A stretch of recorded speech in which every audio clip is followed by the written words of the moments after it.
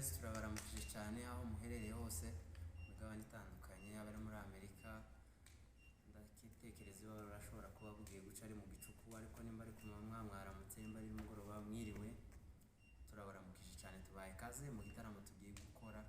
Amazina yanje ni yayandi, banyita Ntagawa cyangwa se umuzungu, kumwe na mugenzi waje hano bamwita Joli, umukobwa muremure cyane.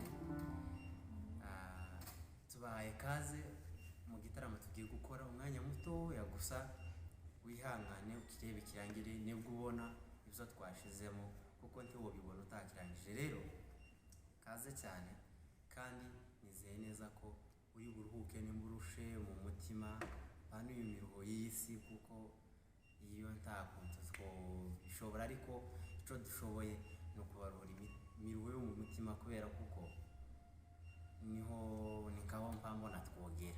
Rero tugiye gufatanya mu mwanya muto turamya Imana, turirimbe kandi tubaye kaze cyane. Reka dushime Imana cyangwa se tuyiyegereza muri iki gikorwa kugira ngo tuze kubana twese. Mwami Yesu, tugire neza Data Kristo, kubw'uyu mugoroba turishimye cyane, turanezerewe.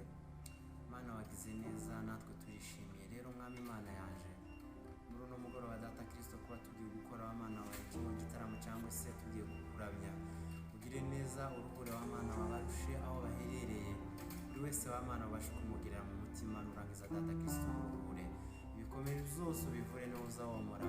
Ugira neza Mana, mu izina rya Yesu tuguhaye kaze hagati muri iki gikorwa.